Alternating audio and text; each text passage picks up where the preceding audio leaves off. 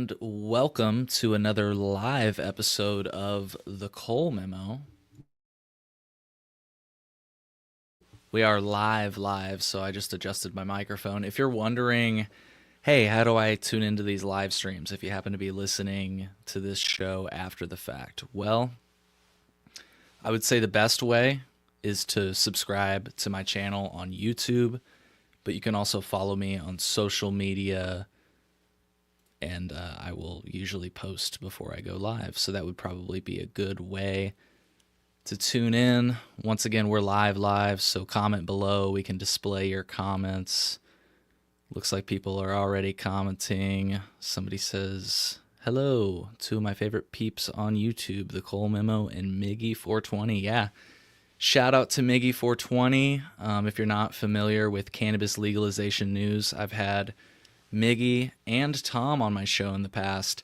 Definitely check them out. They're live every Sunday, at the very least, and they got videos dropping at other points. But yeah, once again, we're live right now, and if you want to tune in to our live streams, I would say become a patron or follow me on social media, or your best bet is to subscribe on YouTube. Feel free to drop your comments throughout this. We're going to be covering the latest in Illinois cannabis news today. We're going to be talking about Goblin's thread on Verano Cannabis and much more.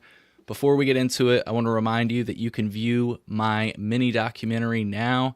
Here's a brief look at what you can expect if you were to check it out. Beginning January 1st, 2020, the recreational use of cannabis will be legal in the state of Illinois. Available to stream now, my mini doc dives into the history of Illinois legalization, starting with January 1st. What should we expect? The biggest thing that we need people to understand is that January 1, in terms of the criminal justice system here in this state, is the end of prohibition. see how Illinois missed its chance at real cannabis reform with key failures, including the fact that the program includes regulation on possession limits. So people can still be arrested for a possession. And I want to highlight that in its first year of legalized recreational marijuana in the state of Illinois, they arrested 3 times as many black people for possession than any other race. We've run into so much cannabis, we've run out of places to put it. I have represented people and taken their cases through the court system who got charged with more serious crimes only because the police said that they smelled cannabis. And not because the police said you have illegal cannabis, or not because you have too much cannabis, or not because you're high on cannabis, but because I can smell it and that's it. Attorney goes, he understands that he can't be smoking and his cannabis flower shouldn't be open. And I was like, I'd like to state for the record that I was not smoking and my flower was not open. So that's where we're at right now in Illinois, and I hope it changes. Start watching now at colememo.com/minidoc. Once again, you can start watching now at colememo.com/minidoc. Why don't we get into the news for today, shall we? So you might have heard about this. Cannabis sales are higher than ever in Illinois. I'm higher than ever in Illinois. God damn. What you guys smoking on? Once again, we're live. Drop those comments. I can share them on screen. Cannabis sales higher than ever in Illinois exceeded $2 billion in 2024.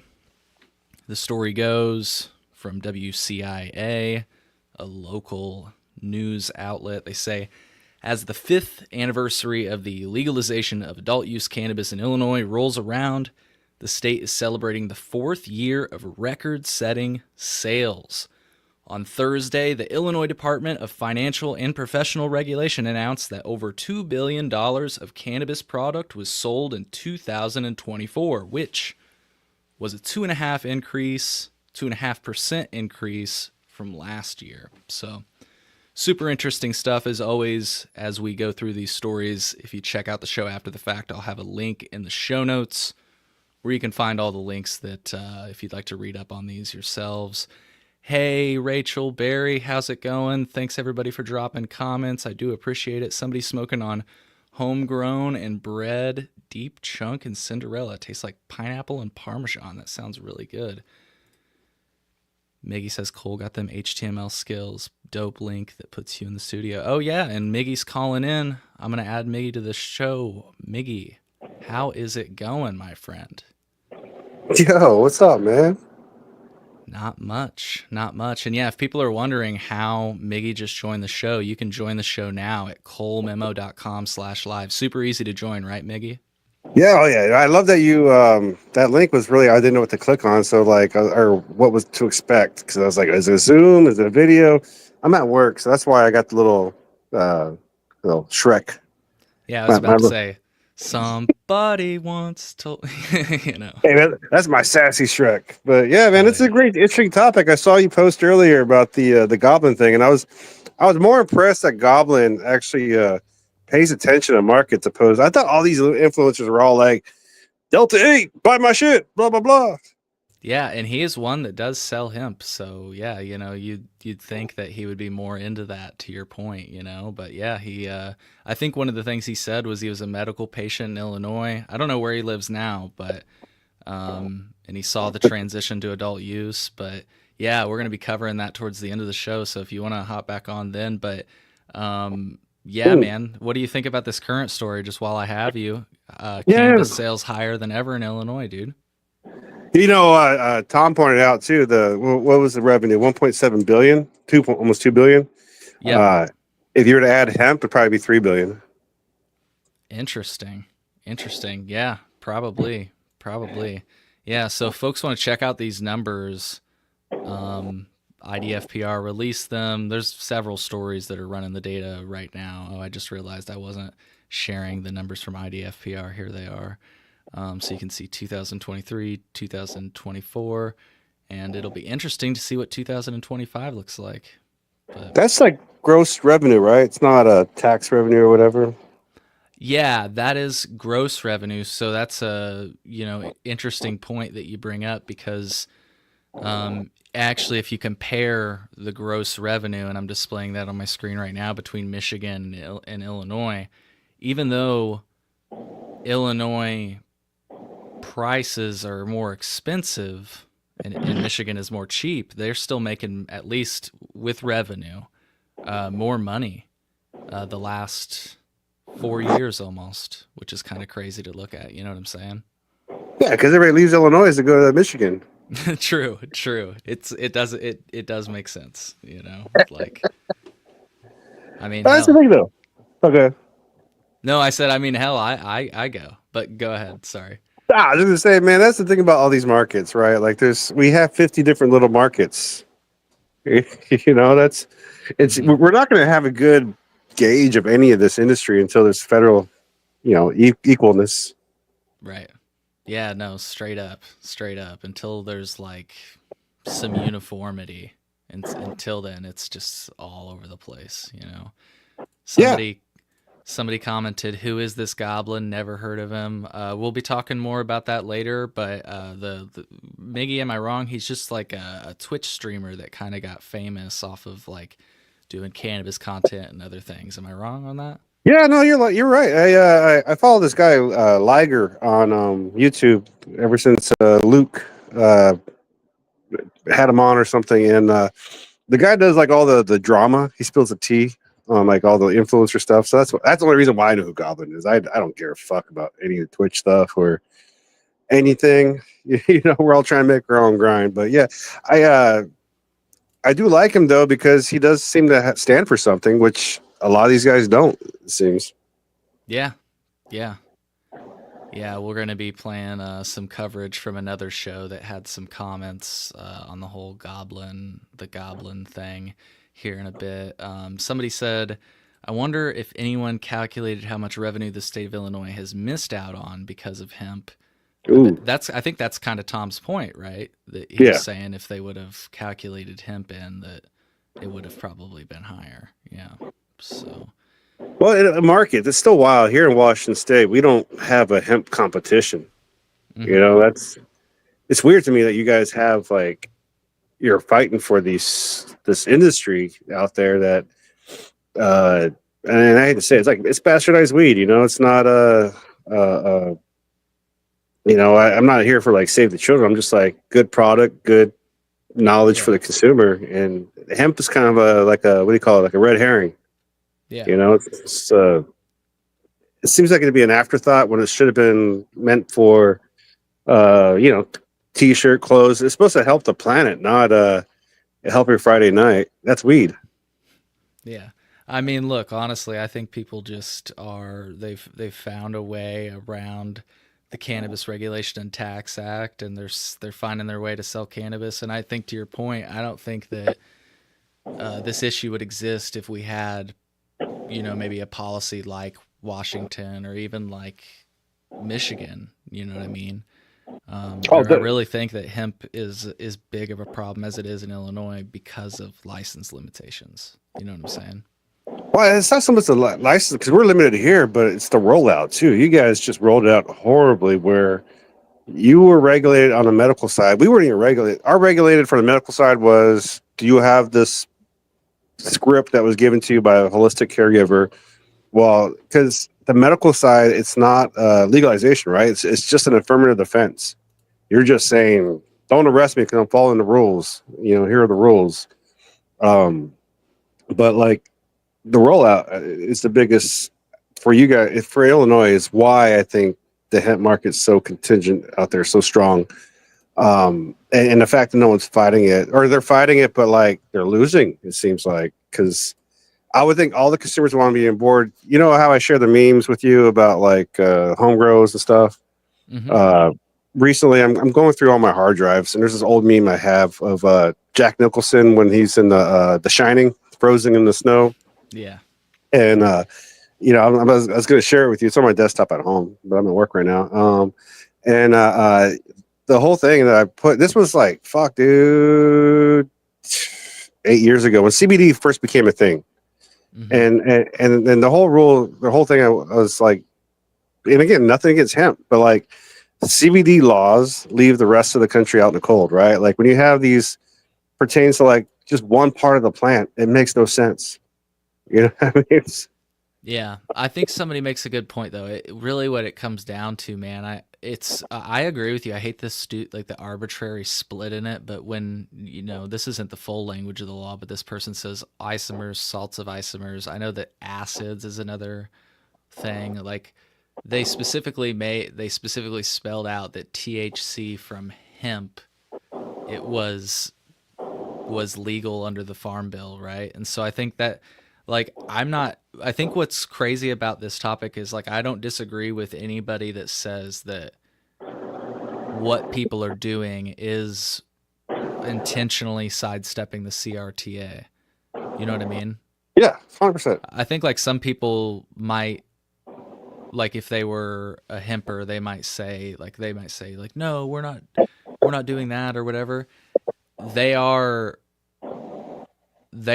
intentionally doing that, and it's because I think you said the other day when we were talking on High at Night News, the CRTA just treats cannabis like a Schedule 1 drug, and they are choosing to participate under the system where cannabis is treated as a descheduled commodity, aka hemp. You know what I'm saying? Yeah, no, 100%. And that's I know they're commenting like it's illegally hemp, but the only definition is the 0.3%, right? You can use all the other lingo you want. Though that's the thing, is like that's what's so silly about it. I think this is the part we really agree on. Is that the 0.3% Delta 9 thing is just so silly because the cannabis plant doesn't naturally produce a lot of Delta 9 anyways. So that's why it's like sort of easy to comply. As I said to you the other day, it is harder from what I understand to comply with flower because just over time it decarbs and it just becomes heavier in THC. And then it turns from hemp to marijuana. That's what's so silly about this, is that it's like it literally goes from a descheduled commodity to a controlled substance. But I guess what I'm just saying is, like, I think all these people that are doing that, they're just trying to stay within those thresholds, because if you do, until they add more regulations, you're not doing anything necessarily wrong. You know what I'm saying? No, I know that they're not. And the thing is, it's still being enforced on that gray area, right? Like I just came across a news story where a Tennessee place, or somebody's suing Tennessee because the police held 8 point, $850,000 worth of product or whatever. And so, that can hurt somebody, starting up. It's still being treated as a Schedule 1, even though after a fact, and then I think part of the confusion that arises from the police to the consumer is the people that are pushing that threshold. I always bitch that, like, why isn't there like hemp RSO or hemp shatter? And recently I saw some like hemp shatter, and they're calling it like, there are hemp strains, right? Like from what I remember, I think cherry. I've seen THCA rosin now. Yeah, and that's the thing. Is like there's like hemp strains, like the cherry strains, right? They're supposed to be like high CBD, low THC, different types of strains that do that. But then you have these products coming out saying Jack Hare or Blue Dream. Like those are legit weed brand, like strains, like people skirting, and that they want to be weed. It's deceiving to the consumer. I think that's the biggest problem. And then we have the stupidest people in legislation, and they're like, oh look, it's legal, right? They're not trying to be proactive and trying to correct this mistake. I think it seems like. Yeah. I mean, I'd like to see Illinois do something similar to Minnesota, where they just codify some regulations around hemp. You know what I mean? I think we could do it better than Minnesota even. Sure. And what's cool about that though is if hemp changes, the hemp I say in air quotes, then that would change those codified laws, because they would be entirely reliant on the federal definition. You know what I mean? Yeah. So if it becomes more strict, then that would become more strict. Or if it became more lenient, you know what I mean? It would be more lenient. So, but anyways, I don't know. I think we should just codify the progress we've made, man, like, and address the valid concerns that are brought up with this topic. Like I really think this all comes down. Oh, somebody just commented. They said, "Good point, Miggy." I really think this just comes down to labeling and testing it. And I know you said you weren't worried about the children, but a lot of people say they are in Illinois. So age gating it as well. That's it. Well, that's the thing too about age gating, right? Because it is medicine. I mean, now we're going to like say, okay, kids, even though you're sick with cancer, you can't do this. But back to the comment that you had posted earlier from Rachel about the because you're talking about labeling again, and when she says I have hemp RSO right now, right? But it's not hemp, right? I mean, like to it's just a legal definition, but it's still, you want weed, don't you want, Rachel? Cannabis? You want marijuana? It's not hemp that you want, but yet the farmers have to like hope and pray that they harvest in time, get the COA tested in time, and call it hemp, right? It's all just a weird workaround. I mean, I feel like it's easier to make hemp RSO because it'd just be really heavy in CBD. You know what I'm saying? If you got the right flower, it'd be still, cannabis by all intents and purposes. Exactly. But yeah, this is what House Bill 64. I think we talked about this on the show last time. Just 21 plus. Full panel testing, clear labels, and COAs. And I know you said that you mentioned minors. Like, I think there would still be room, just like there is today, for like parents to buy stuff for their kids if they wanted to make that like decision. You know what I mean? It would just be at the point of sale. Sure. She says she wants hemp, not cannabis. But it's the same fucking plant. Well, right. I think she knows that. I think she knows that. No, that's what's so silly about this whole thing, is that it's like, it's all, as you just said, it's all cannabis. It really comes down to just hemp being descheduled, hemp air quotes being descheduled, and marijuana not yet.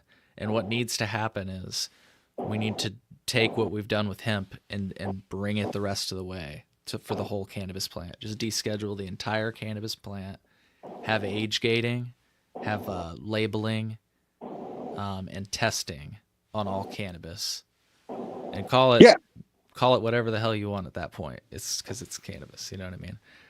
Oh yeah, 100%. I mean, like she's like with the full pound, it's all going to be one plant in the end, right? Like it's all going to be one legislation. I just think it's great. I think it's great that she knows her farmer.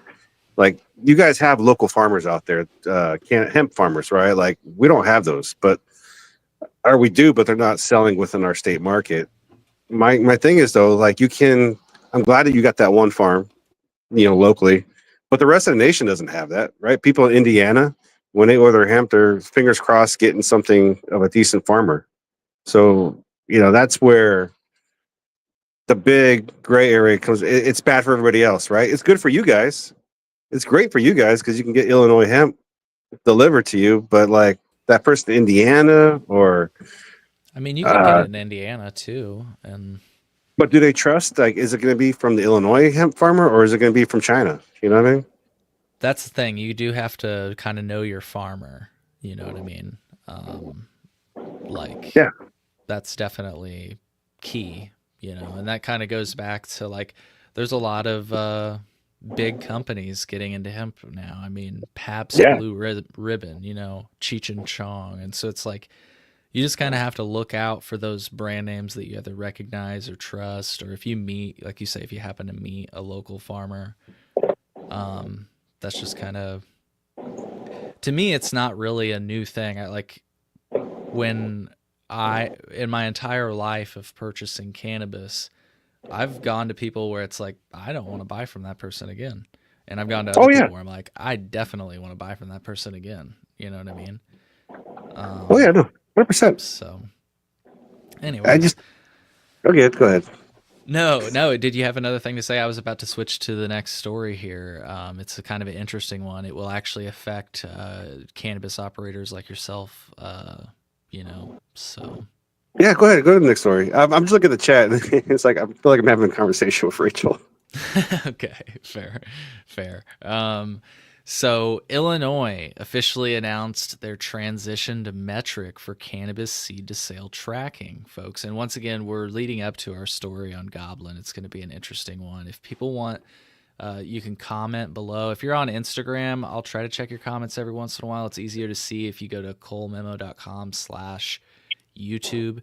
You can also call into the show like Miggy has right now if you go to colememo.com/live. So Rachel, if you want to join up really quick, that definitely may be easier. I don't know what you're doing right now, but it's an option.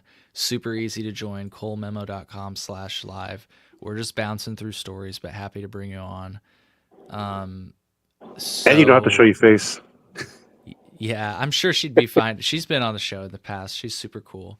So according to a press release which was issued on February 4th, the state of Illinois will transition to metric as its new seed to sale tracking system for medical and adult use cannabis sometime this summer. Once again, today is February 7th, 2025, which is crazy. The system, and I'll be interested, I don't know if you know about this, Miggy. I learned that this article, which I wrote based on the press release from Illinois, it might be slightly inaccurate. So maybe you know more about this. I'll tell you what I mean here in a second. Mm-hmm. The system will introduce RFID tags to track cannabis plants from seed to sale. Unlike other states, Illinois says cannabis businesses will not be charged for these tags, subject to certain restrictions. The press release also highlighted that Metric will integrate point-of-sale systems. Now, the part that I thought was maybe slightly incorrect is this part. Unlike other states, Illinois says cannabis businesses will not be charged for these tags. Jason Beck on High at 9 News, he read this story and he said, well, no, I think he said in California they're not charged for tags. I don't know if anybody that's watching, or Miggy, do you know, like in other states, does the state cover the price of your RFID tags? I heard they get expensive is the reason I'm asking. Well, yeah, I'm sure they'd be expensive, but no, I don't know. This is one of my pet peeves here in Washington State. We were one of the first states, and I I'm not a fan of seed to sale. I call it seed to fail. But Yeah. Are you guys on metric too? I don't. Well, you know what? They had so many people mess up their program here. I think at one point they're on a giant Excel file. Like no shit. Like they're just like sharing. Yeah, it's just so bad. It's just messy. Because you know some these systems need to connect with like the point of sales when people make purchases and shit. And so, yeah, I really don't have too much knowledge about the seed to sale tracking programs anywhere. I just think it's a horrible monopoly. I agree. I mean, and I've heard some people say, in fact, or suggest that metric's a monopoly. I mean, they say here that they provide seed to sale tracking in 27 jurisdictions, which I think, I don't know, are we sitting at 24 states that are legalized? So I don't know. I don't know if I'm correct on that. Chat, please correct me if I'm wrong. We're sitting at 24 adult use states. Am I wrong? I think that's right. I think you're right. Yeah. So I mean, we're hoping. Yeah. So they must be in, at least the 24 adult use, and then plus some medical states or something like that. If they've got 27 jurisdictions, I don't know though. People can look this up. Yeah, there's other programs out there. I know Metric's the dominant one, but like, and again, do we count all the beers being made from a brewery? Do we count, all the potatoes that can make vodka? This is another reason not to bring up hemp again, but this is another reason I like hemp is there's no seed to sale. Although there are some people that are trying to propose that we have something like that. Like you said, man, if there's one thing we should not, kind of in the spirit of taking the best things from hemp and leaving the rest, one thing that we should keep is the absence of seed to sale. Because I like how you called it seed to fail, Yeah, I just think the failure here though is the deception of like the purpose of it, right? It was supposed to be for diversion into the markets, but if you think about it in the long run, it's just it should be on the grow, the farm, right? Because their loss of product or inventory, it's on them. It shouldn't be in the state knowing what you're doing. Yeah. Oh, we do count proof gallons? Wow. Yeah, I want to read for people that might be listening. Yeah, somebody said, yeah, we do count all the proof gallons of alcohol a brewery produces. It's how we tax them. Interesting. I guess our question, though, correct me if I'm wrong, Mickey, because I'm kind of asking a question on behalf of both of us. The point is that it's not as like stringent as cannabis tracking. Like I don't get the sense that it's like seed to sale feels very much like you're treating it like nuclear material, Oh yeah, 100%. And it doesn't. I just don't get the sense. I'm curious what that commenter might say. Go ahead though. Oh no, the other frustrating part, dude, is because like when I was a traveling technician, one of the places that I helped support was a drug manufacturing facility in Cody, Wyoming. They make topical cocaine, like no shit. Like people working around this product were like, even though you can take all the precautions, like chemicals are in the air, it's whatever. But the DEA, sounds like a great work environment. Yeah, no, it scared the shit out of me whenever I support these suckers. Like I just didn't want to like get any of these skin conditions these people have. It's toxic. You're dealing with these chemicals, but the thing is, the DEA lets you like miss a huge chunk of your product. Like, oh shit, I just happened to lose 20 kilos of top. Like they don't do that for fucking weed. It's fucking crazy. Yeah, that is pretty crazy. That said, I have heard that certain seed to sale systems and possibly maybe even metric are pretty easy for people to backdoor weed out. I don't know how, and I could be wrong. But yeah, you made a good point. There are other providers other than Metric. In fact, we are currently on BioTrack. I believe there was one called MJ Freeway in Vegas for a while. So yeah, somebody's saying the tracking is the ISP worried about diversion to the black market. Yep, absolutely. Yeah, because go ahead. Oh no, you got it. I'm just saying because Americans can't have weed. I don't get the diversion. Like it used to be like, yay, scary. It's been 12 years now, man. We can get over the fact that Kentucky can have some good weed. Right. Somebody said, I think this is a response to us. It's not reported in real time like with Dutchy, but if the Department of Revenue sees any inconsistencies between what you sell and what you paid in taxes, you lose your brewery license. Interesting. Okay. Learning things. Oh yeah, knowledge is fundamental. Hell yeah. Well, hey man, word of the main story. You want to talk Goblin? Hell yeah. All right, let's talk about Goblin. One of the main reasons we're doing this stream. I saw this when I logged on to Twitter today. It was pretty interesting, or X, I guess, as you're supposed to call it now. And this is a thread, so we're gonna step through it. I thought it was interesting, and like I said, it was like one of the first things I saw this morning, and yeah. Well, he referenced your Freedom of Information Act, was kind of cool. I thought that was really cool, yeah, because I was like scrolling. I had to do a double take. But anyways, he starts off and he says, the worst weed brand on earth sent me an email today. Folks, drop your comments. What do you think about this while we read this? He's displaying the email, or I'm displaying the email right now. It says, I am Elise. I'm in charge of growth and retention here on the Verano marketing team.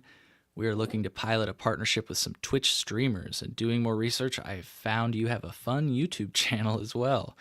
My original thought was to send you some products to consume and talk about during a live stream. Additionally, we would love to set up a promo code for our retail locations you can share on your stream and get paid each time it's used. However, I'm open to hearing what your current partnership pricing looks like. Let me know if you're interested. Thanks, Elise. This is what Goblin replied with. He said, Elise, as a former Illinois resident for over 20 years, Verano is literally the last brand on earth I would promote to my audience. I was there for day one of rec legalization in Illinois. I was getting medical before rec was ever on the table, and I watched as you guys bought Gold Leaf and destroyed the best medical grow in the state, replacing it with dry, moldy mid.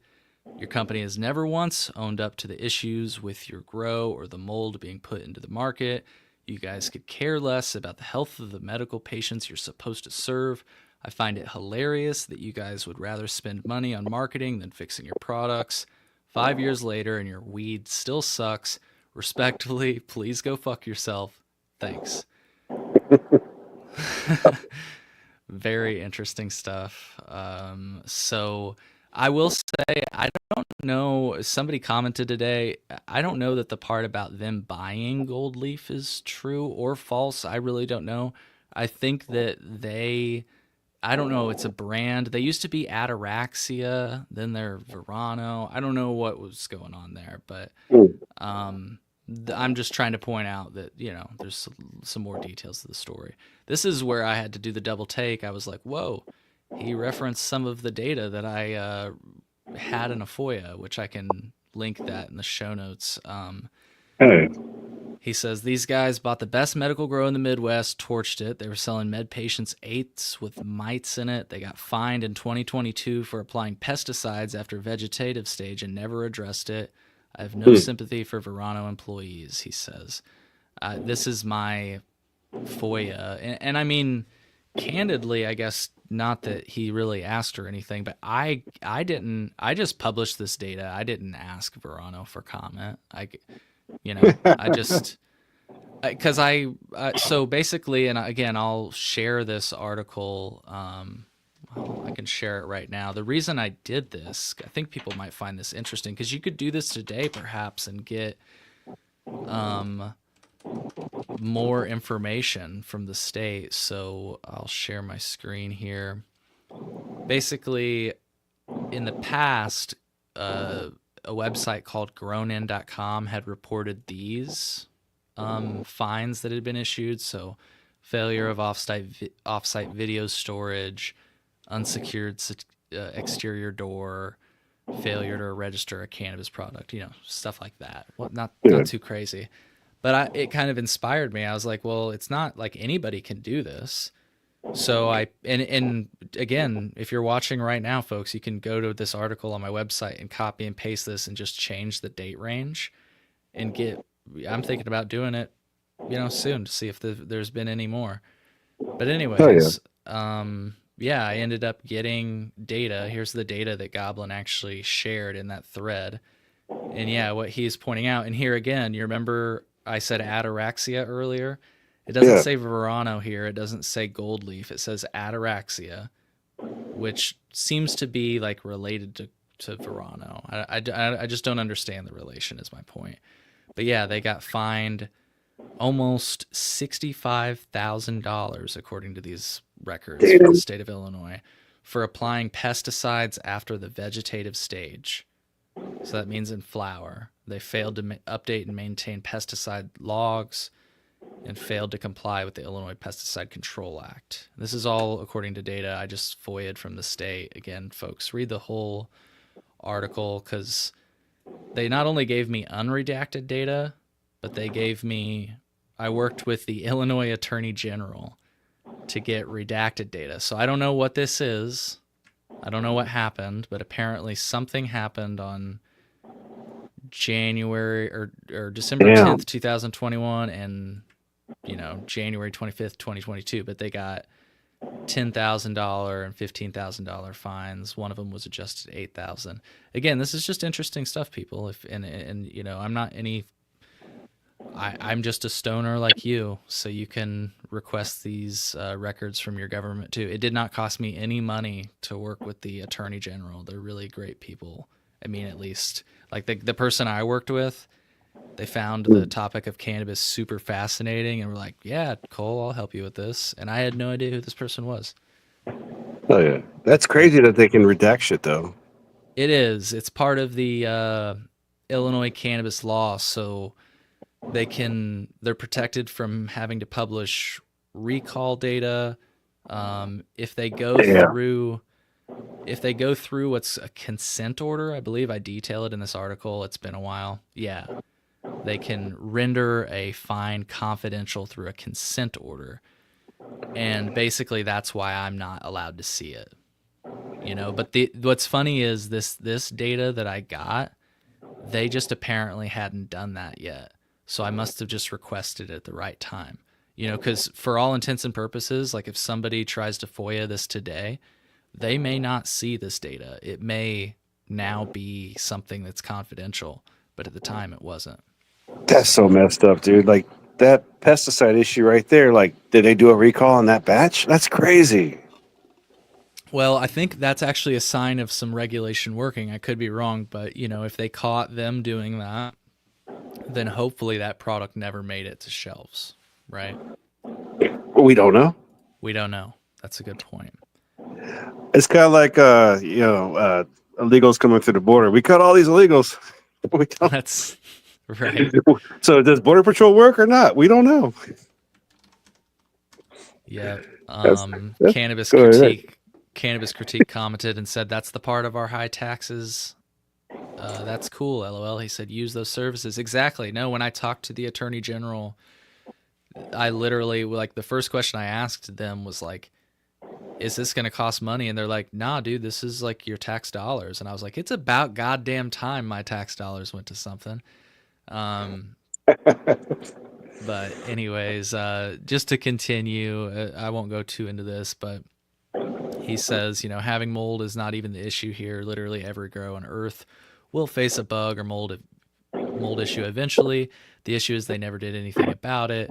They never addressed it, never changed facilities, nothing, just swept under the rug entirely for profits. I don't know if that's true, because again, he actually acknowledges this in this next article, which I had these two investigators on my podcast. I'll try to put that in the show notes. If people want to look it up, though, on YouTube, if they search up what's in Illinois legal weeds, sometimes contaminants, they can find my interview with these two people who did this investigation and found like moldy cannabis products on Illinois shelves. And some that were like mislabeled and stuff. So, but Verano was one of them, unfortunately. And in that article, they did say that they were going to be building an in-house testing lab to try to like start addressing issues. So, who knows? Yeah, who knows exactly. Just to wrap out this thread, he shared this, which apparently this is from a Boston dispensary employee. So just wanted to give that context here. This is not in Illinois. I know some of my listeners are from Illinois. apparently they changed their strain names. So if you see this on the left, and this is what's crazy about the cannabis industry right now. It's not even Illinois. It's crazy that this is even allowed, because from what I understand, you're not allowed to like sell a Pinot Grigio as a fucking Pinot Noir, or I'm not a drinker, so I don't know a lot of things. But for example, like you can't sell maybe I'm wrong on this, but a whiskey as a bourbon or a scotch as a bourbon. Like, like there's like legal definitions to what drinks are. And it's crazy how you can see like this, they changed this one to like apparently Cherry Gorilla to Cherry's Jubilee. And well, how do you go from root beer cream to brownie mix? Yeah, right?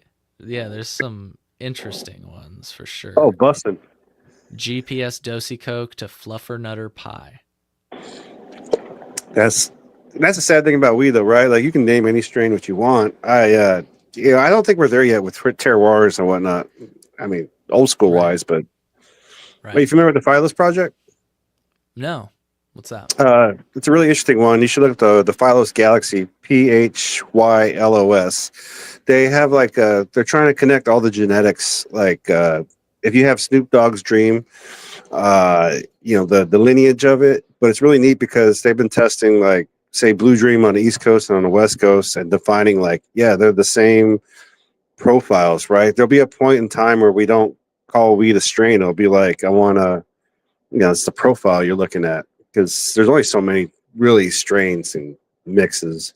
Yeah, but that's strain is not even a word that's from like botany. It's like and we know this now from the pandemic. It's a word from like virology and like pathology, like diseases or like viruses and fungus. I think fungus. I could be wrong on that, but yeah, I think in the future it's going to be, like you say, variants, or almost even the way apples are, where it's like, what a Granny Smith is and what a Honeycrisp is. Yeah. Like it's not you know what I mean? Like sure, there are batches that are better than others, no doubt.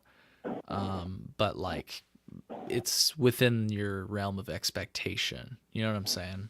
Oh yeah, steak is steak. Did you somebody commented about the Phyllis being scared. I stirred the Phyllis thing is a sensitive issue because it has great intentions, but there are accusations of stealing genetics. But also there's the Leafly thing. Have you seen the Leafly wheel where they're trying to create the profiles as well?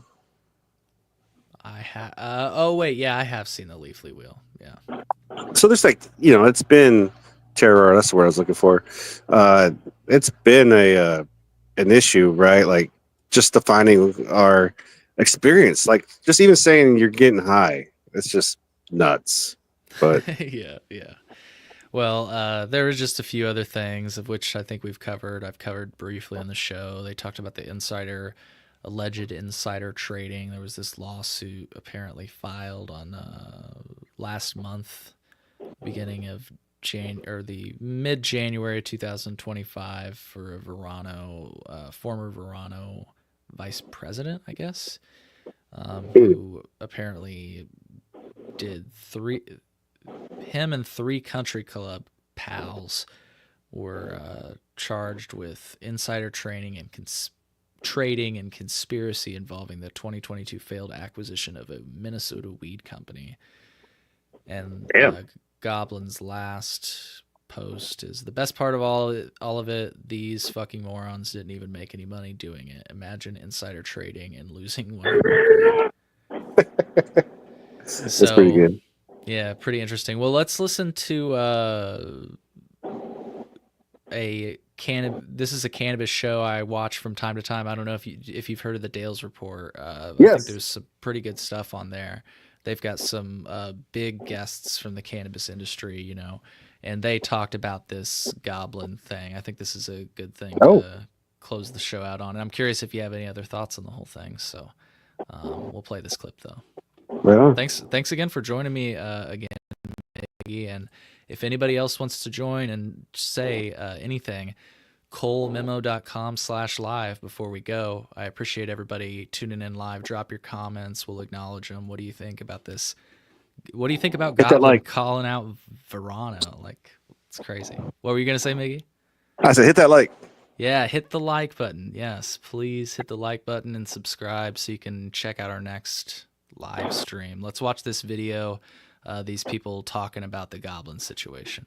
Industry has, and I know this is going to be an interesting one, but there is some stuff circulating online in the Twitterverse regarding Verano Holdings, and if I bring this up real quick, what's the gentleman's YouTube channel that we were talking about here? Goblin is what he goes by. I thought it was interesting. I mean, he basically shredded them in his response. I don't know who the marketing manager was that sent that email.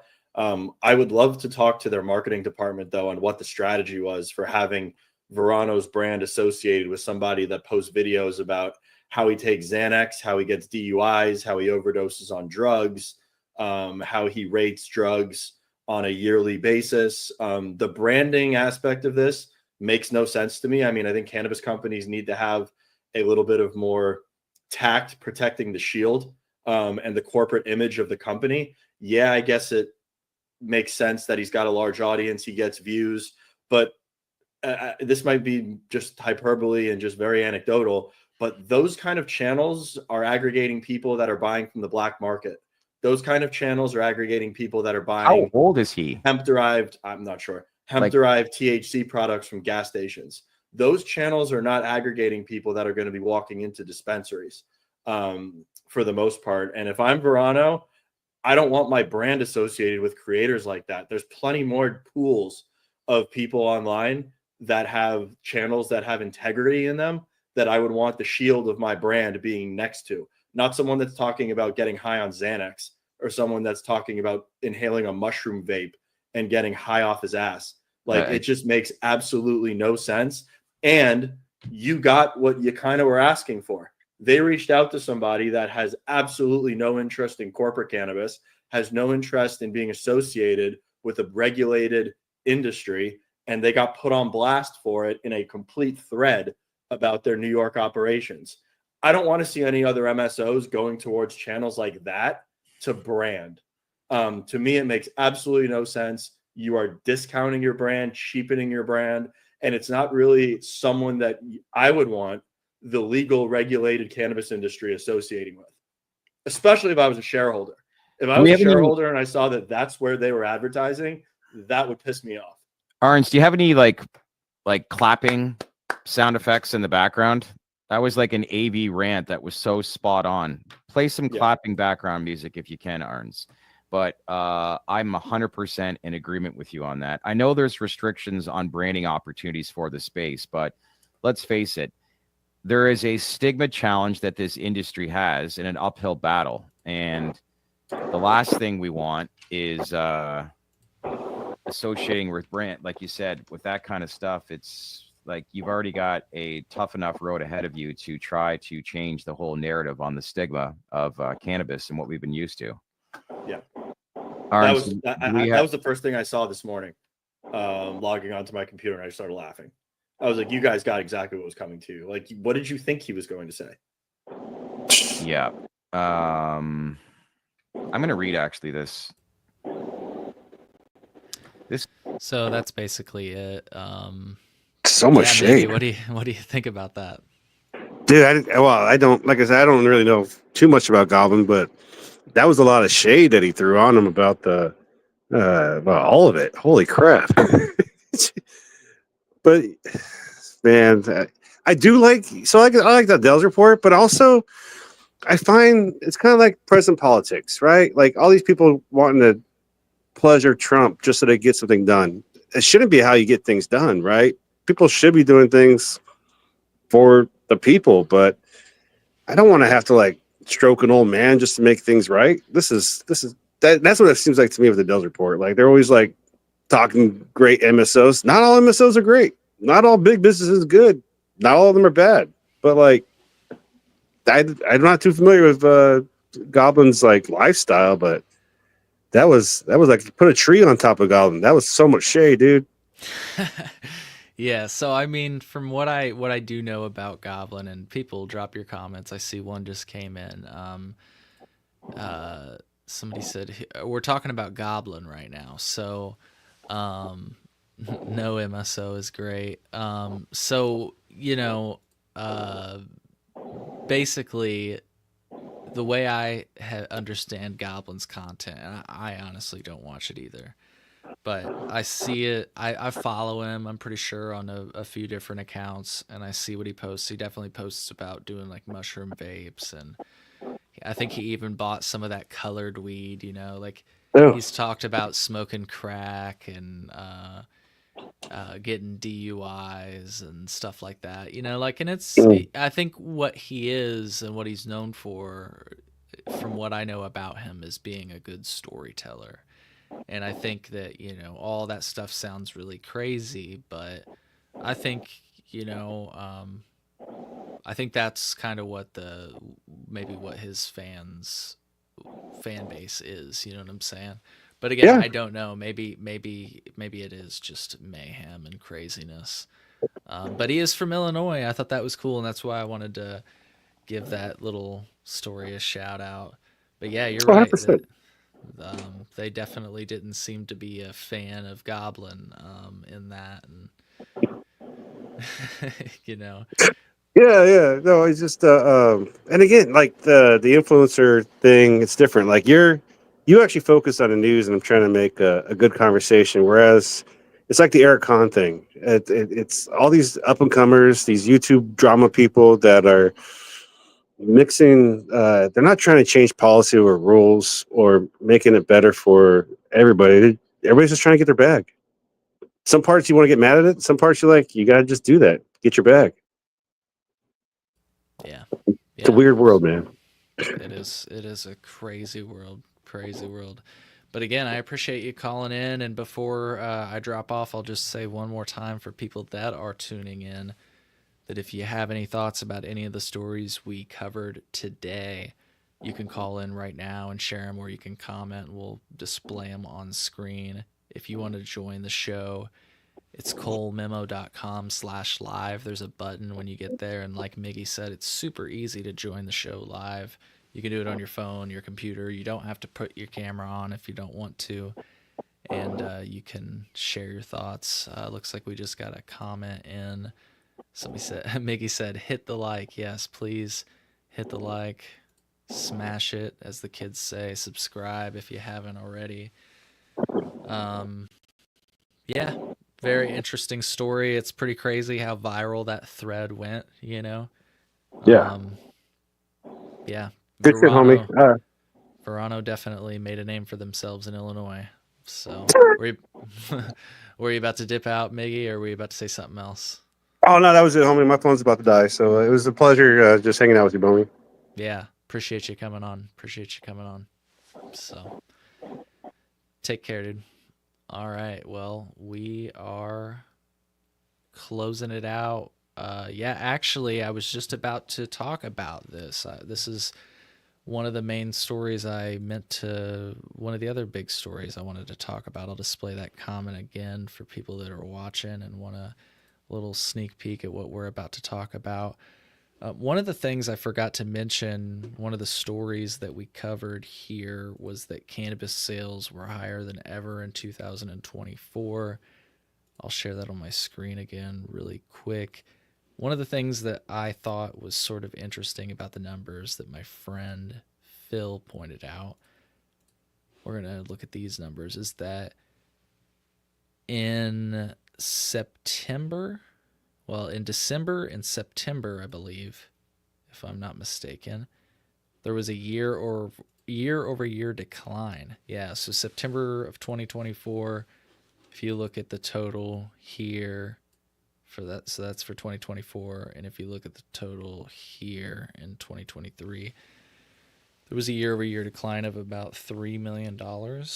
And in December of 2024, which is here, and if you look at the number for December of 2023 here, there was a decline of about $685,000, so about $700,000, just a little bit under.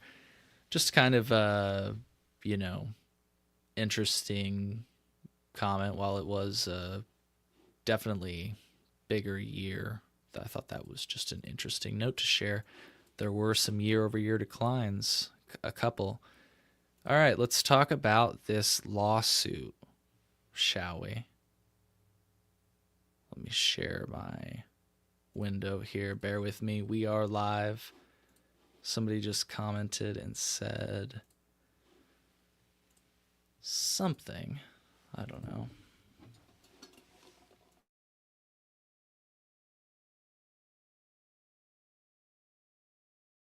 Oh, thank you. That's so nice. They said most YouTube personalities use it as a way to advertise or sell a product.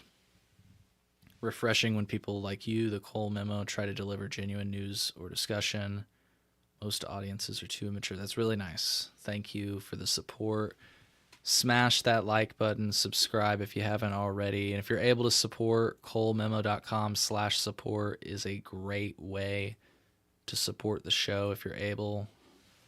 If not, again, the best way to do it is just to like the comment. I'll check Instagram really quick before I talk about this next story. This next story is headlined, Lawsuits Claim Cannabis Products Violate Illinois Law on Limits for THC. And I just think this is honestly a silly lawsuit. It honestly upsets me. And let me just kind of give you an idea of what it's about really quick before I go on my rant.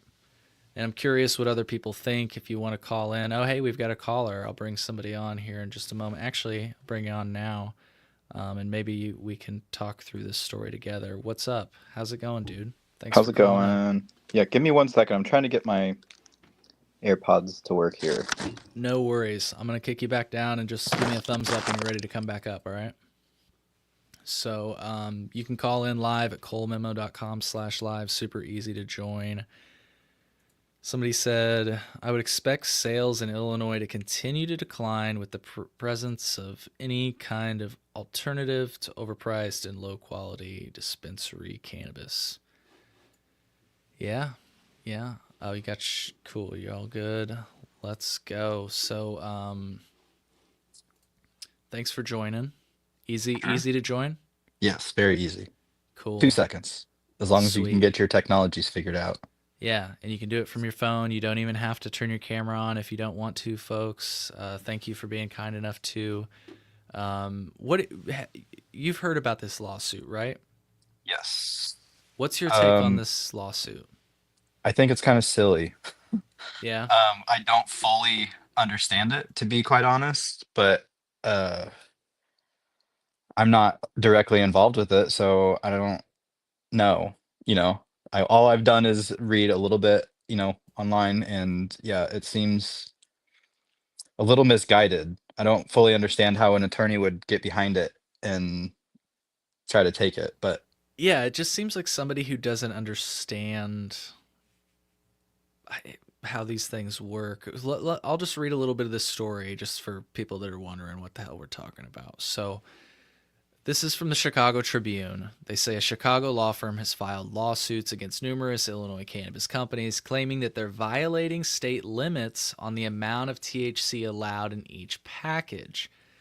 The cases highlight increasing debate over cannabis potency as percentage of THC, the component that gets users high, keeps increasing, and as hemp operators operate without the same limits as state licensed growers, which I think is awesome, to be completely honest. But anyways, the law firm filing the suits, Louis C. Holz Law, is seeking class action status for customers who have purchased the products and is seeking more than $5 million. Lawsuits were filed in county or federal courts against Acreage Holdings, Arise, the Cannabis Company, Cresco Labs, IESO Cannabis, Verano, Cresco Labs. Again, they listed it twice. I didn't just say it twice. I am pretty high, but high not enough. that high. Not that high. I noticed they listed it twice. Progressive Treatment Solutions is another one that was in the lawsuit. So under state law, if people didn't know, cannabis-infused products or edibles cannot exceed 100 milligrams per package, right? But concentrates do not have such a limit. You're just limited by your purchasing amount if you're, an adult use customer. In state 5 grams, out of state 2.5 grams. But yeah, I mean, these products can contain up to 1,000 milligrams of cannabis. I mean, I don't know about 1,000, but 900, 800 milligrams for sure. Yeah. And they say in this lawsuit, they seem to say that this is how people are getting around restrictions. And I just completely disagree because, let's just not even make it about concentrates.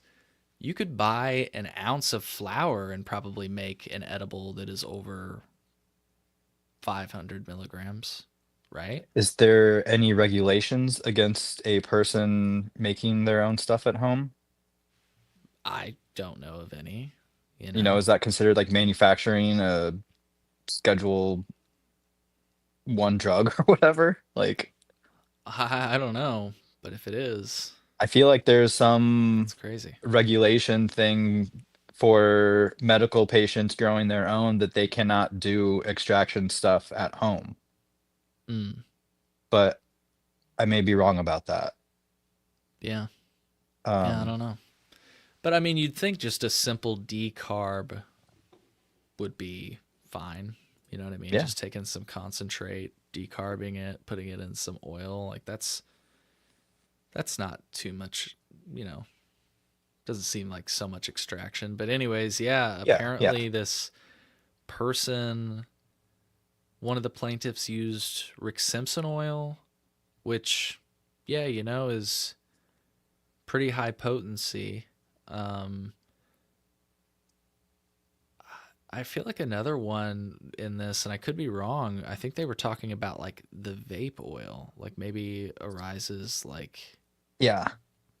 I don't know if it's two separate lawsuits and like one article is talking about both of them together, or because I feel like I've read two separate articles that kind of talk about the same thing but talk about them a little bit differently. Mm-hmm. Anyways, I just think either in any case, like all these products, like, and I'm curious what you think about this. Like, I just feel like this is fine. Like, they're called concentrates for a reason. That's not a workaround. It's pretty clear. And like, if you're actually eating concentrate, like, I mean, I feel like the dispensary should definitely tell you about that. But also, like, when I go to the liquor store and buy Everclear, nobody's like, hey, take it easy on that stuff, man. Like, so I don't know. Like, right. It just seems like a case of like, you should be an informed consumer. This almost feels like a McDonald's hot coffee in your lap kind of thing. And I'm not saying that case was frivolous or anything like that. Sure. But one of those things that you hear about and go, huh? Because it just seems kind of silly. Like you said, it seems like this person doesn't fully understand what they're doing or talking about or asking. The cannabis infused products are not for inhalation. The concentrates are for inhalation. Right. But you can. But what you do with those things after you take them home is, I mean, that's up to you. Yeah. Most of them have like the dosage and all that kind of stuff explained on the packaging. What would you say about RSO though? Because that's definitely like true RSO, like the made with ethanol. Kind. Yeah. Yeah. What about it? Like that's not for inhalation, and I've seen Correct. similar stuff sold like that in the dispensary. If it's RSO made with ethanol, yeah, I certainly would not be vaping on that. And I'm sure most of those probably says not for inhalation on the packaging. Mm-hmm. Well, and then in terms of how it's being sold, I mean, doesn't that fall within regulations from Department of Ag or the law, I guess? Is that the state that's allowing those products to go out if this really is an issue, and we're all misunderstanding it somehow? I don't know. Yeah, I don't know. I only asked because There are definitely some products that I've seen sold as RSO, but that's like this is a CO2 oil, like, but they're There's a calling lot it. of dispensaries that say RSO on menus that is not RSO. That is CO2 product. Yeah, right. So that's And really that why I also, yeah, asked it. does that fall into that's not the company's at fault Hmm. unless the company selling that RSO that's made it is mislabeling it, somehow. I don't know. There's a lot of behind the scenes stuff, especially with the lawsuit, that I think we don't know fully. Yeah, no, and I was only talking about it just because, like, these, not even just like separate of the lawsuit, just talking about these products that exist. Because, you know me, we've talked about these sodas, but for people that don't know, I really like high dosed sodas and stuff. So I'm super into those RSO syringes and the CO2 syringes or whatever.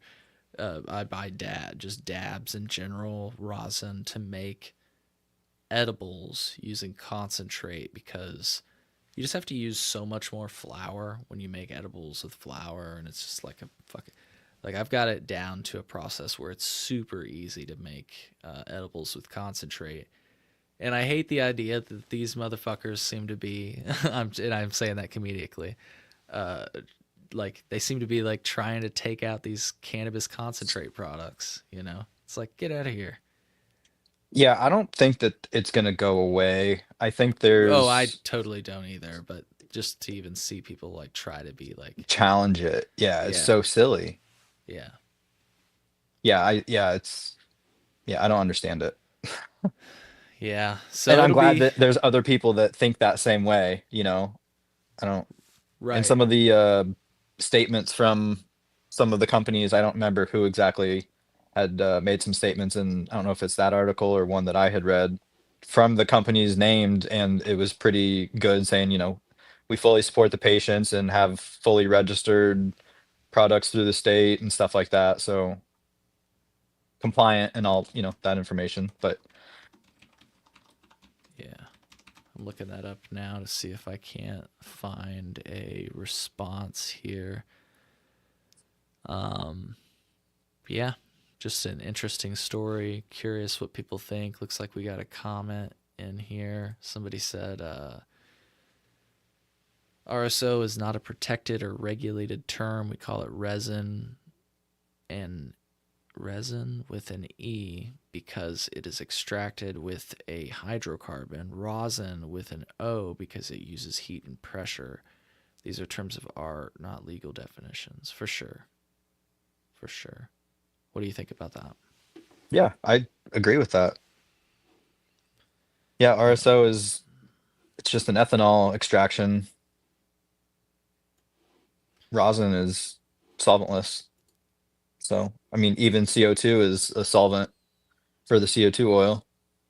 It's just considered safer than ethanol. And I mean, RSO, I think initially Rick Simpson, he used like naphtha or something along with, Right. and then it more kind of morphed into isopropyl.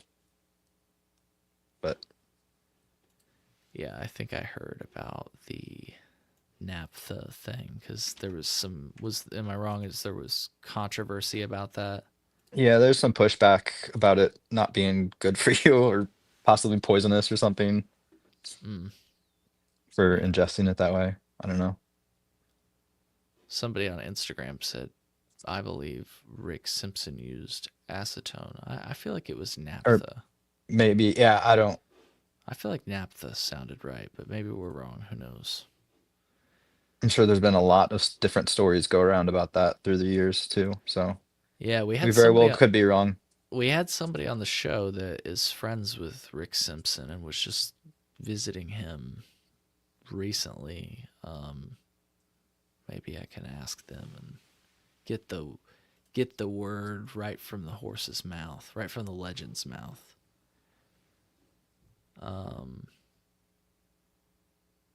Yeah. I'm just looking at some of these other articles to see if there are any responses that I can find to that. Yeah, see, this reading stuff like this, and like you say, it makes me wonder if we're looking at two different lawsuits or what.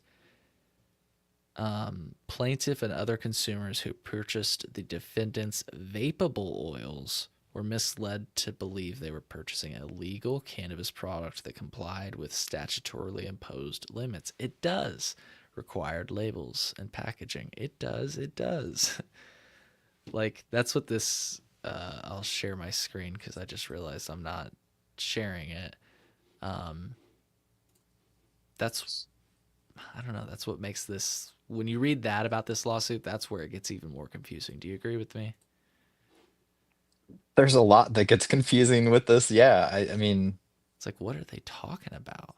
The one that I had read, a woman was saying that she used RSO or something to beat cancer, and it came back, and so she's using it again, and she's one of the people bringing these lawsuits, and it's like, what? Wait, so you're suing, huh? Like, this thing that is working for you, you're suing to try and get it made not purchasable for yourself? Yeah.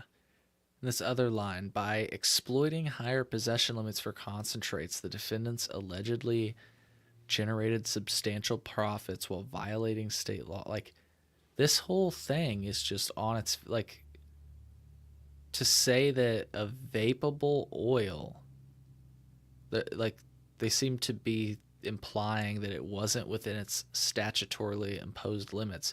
So are you really trying to argue for a vape pen to be 100 milligrams? And even if you do that, like, are you saying that each pull of the vape should be 10? Like, what the fuck are we talking about right now? You know, you get what I'm saying? Yeah, yeah, yeah. I'm just trying to process and figure that out, yeah, along with you. Yeah. It's interesting. I'm curious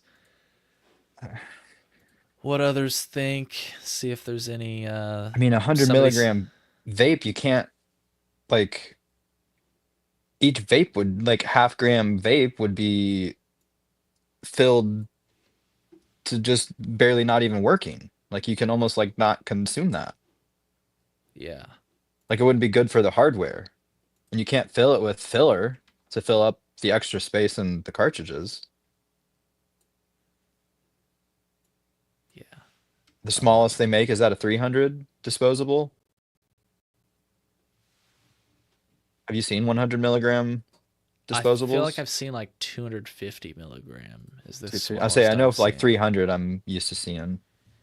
Yeah, somebody commented on Instagram. I just pasted it so I can display it on screen.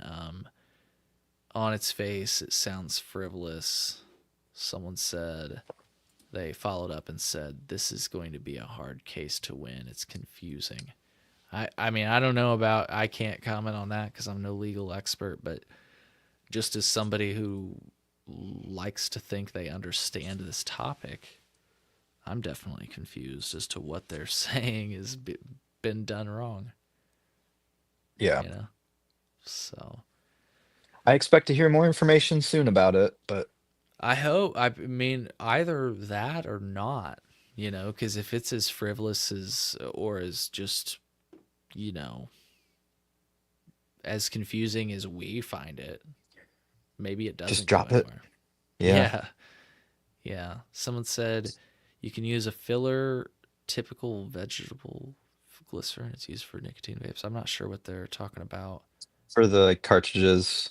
Oh, something you to use that as fill. cartridges. I don't know that that is allowed in by regulations. I don't think you can put any filler. I think they have a regulation in place that you can't use any kind of filler. Maybe it's just certain ones or something, maybe. I'm unsure on that. But yeah, I do know that that is used, so considered safe. Huh. Interesting stuff. Interesting stuff. Well, again, thank you for coming on. Somebody just commented straight rosin. I don't know why they commented that, but I love rosin, so hell yeah. Not gonna mix rosin with other concentrates. Get just the pure rosin carts for sure. Man, I had a That's worth the rosin time. cart last summer, and it was probably like the best cartridge I've ever had in my life. Yeah. It was very good. Very good stuff. Flavor and potency. Yeah. Yeah, it felt like I wouldn't say as close to smoking weed, like weed is like a very distinct high, if you will. Mhm. But the and the vape is always fun. I've always enjoyed the vape, but like any sort of vape. But this rosin vape that I had was crazy. Was that Illinois market or Michigan? You remember? I got it from Cannabev at Benzinga, and he said it was like experimental technology from the aliens. No, but it was experimental technology. Some like I Brand. don't know. Somewhere. Yeah, he didn't even. It wasn't even branded. It was like they were like beta testing it or something. So he was like, "Just take this. Let me know how it is." And it was Yeah. amazing. I'm still talking about it to this day. I don't Yeah. even know what it was for, so or Good whose it deal. was, but I want another one, really bad. Cool. So Well, yeah. Thanks for having me on, chatting for a minute. yeah, I appreciate you joining. It's cool that this is good to hear that it's as easy as just clicking on the link and hopping on. Thank you for being willing to hop on and chat about the story. Yeah, sure thing. Look forward to the next one. Yep. Take care. Peace. All right, folks. Well, we're about to close this show out. We are live. It's 5:47 p.m. I'm about to log off and go get some food, I think. If you haven't already, hit that like button, smash it, as the kids say, subscribe. If you want to call in before I go, do it fast. colememo.com/live. You don't have to turn your camera on. You can call into the show and we can chat. We, just as a quick recap, if you're tuning in late, we discussed the class action lawsuit. It's kind of confusing. I don't know if there's multiple or what the fuck's going on with it, but there's a class action lawsuit about concentrates, and they're trying to say that concentrates are some way to sidestep dosage restrictions. I completely disagree. I know what concentrates are for. Somebody said, no way. Best vapes I ever had were bubble hash carts out of Michigan. They added a small amount of glycerin to liquefy, and the flavor was banging. Only test in the 60% range, so the method never caught on. Interesting. Anyways, we talked about that lawsuit. We talked about Illinois switching to metric. One thing we didn't talk about and is going to be interesting is that I'm pretty sure the Illinois medical cannabis patient portal will be changing.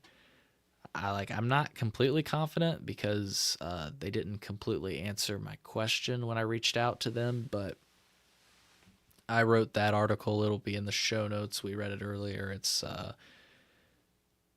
the switch from metric is official. If you want to learn more about the switch to another patient portal and what that might look like, that's also going to be linked in that article, and I'll try to put it in the show notes as well. We talked about the Goblin story. He shredded Verano, a very interesting story. I thought it was super interesting to see him reference a FOIA request we did in the past. Once again, check out that article that I wrote in the show notes if you want to see those finds and stuff yourself. If you saw me displaying them on screen earlier and want to take a deeper look, you can absolutely do that. You can also submit your own FOIA requests. I'm just somebody who's, on here smoking weed. It's not that hard to find a FOIA request. And as you saw, I found something pretty crazy. Verano applying pesticides during the flowering stage. Chikev, I hope I said, maybe it's Chikev. Thank you for this nice comment. They say, thank you for the news.